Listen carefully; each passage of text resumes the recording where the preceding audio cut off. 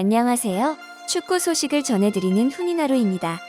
매년 1월마다 열리는 겨울이적 시장이 찾아왔습니다.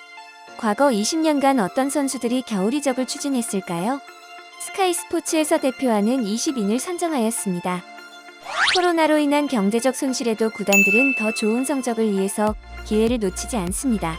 보통은 겨울이적 시장보단 여름이적 시장이 더욱 뜨겁지만 높은 위치의 팀들은 성적 유지 또는 더욱 높은 곳을 향하기 위해서 주머니를 여는 것을 마다하지 않습니다. 본문 기사에서 가장 높은 이적료를 발생시킨 선수 10인을 간추려 보았습니다. 10위는 윌프리드 보니 선수입니다.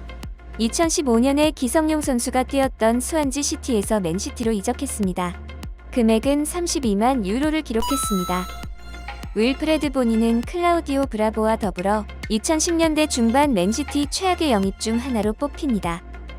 보니의 영입은 당시 시즌 중 맨시티 스트라이커들의 줄부상 속에서 일주일 정도의 시간 동안 갑자기 진행된 패닉바이였고 2017년에 기자 사이먼 멀럭에 의해 공개된 후일담에 따르면 풋볼 디렉터와 페에그리니 감독이 보니와 디발라를 놓고 고민했지만 페에그리니 감독의 강력한 주장에 의해 보니를 영입했었다고 전했습니다. 9위는 현재 손흥민 선수와 같은 팀 동료인 루카스 모우라 선수입니다. 모우라는 2013년에 상파울루에서 PSG로 이적했습니다. 금액은 40만 유로를 기록했습니다.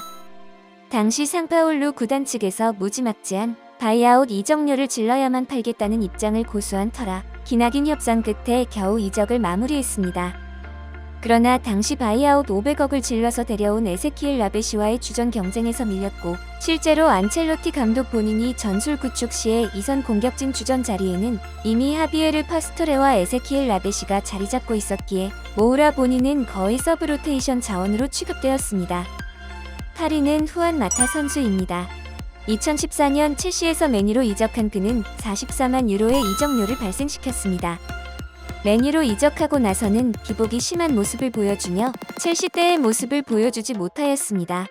대부분의 맨유 팬들이 마타가 남기를 바라는 것도 실력적인 부분보다는 인성적인 면에서 좋은 모습을 보이니 안타까움에 드는 연민감 때문인 것이 큽니다. 7위는 알렉스 테세이라 선수입니다.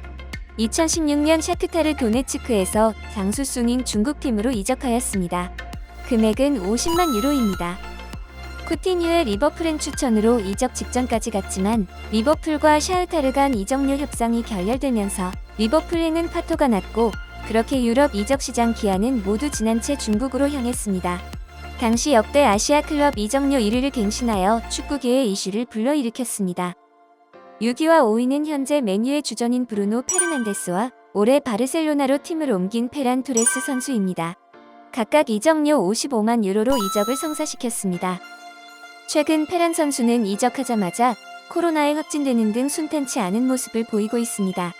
맨유의 구세주 페르난데스처럼 페란 선수도 바르셀로나 팬들의 기대에 걸맞는 활약을 할 수 있을지 궁금하네요. 4위는 역대급 먹튀 선수로 기억되는 페르난도 토레스 선수입니다. 2011년 리버풀에서 첼시로 이적하였고 당시 이적료 58만 유로로 엄청난 금액을 갱신했습니다.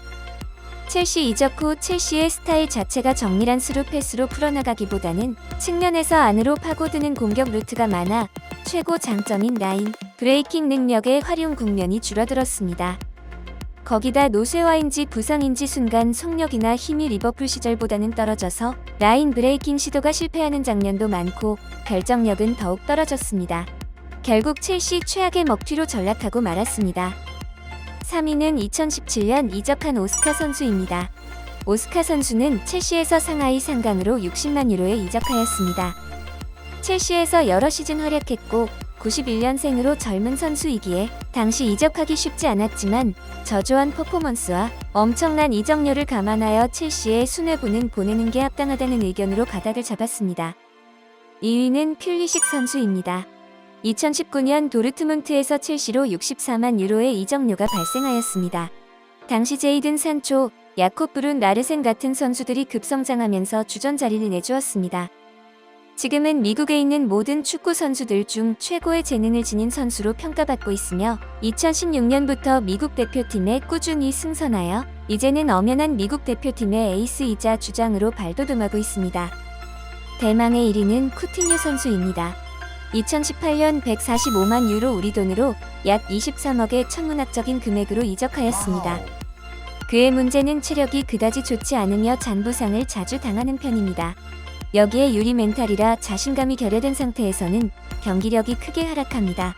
쿠티뉴 합류 이후 FC 바르셀로나는 챔피언스 리그에서 2년 연속 비극을 경험하였고 그의 이적료로 팀을 꾸린 리버풀은 2시즌 연속 챔피언스 리그에서 그들보다 높은 성적에 머물렀습니다.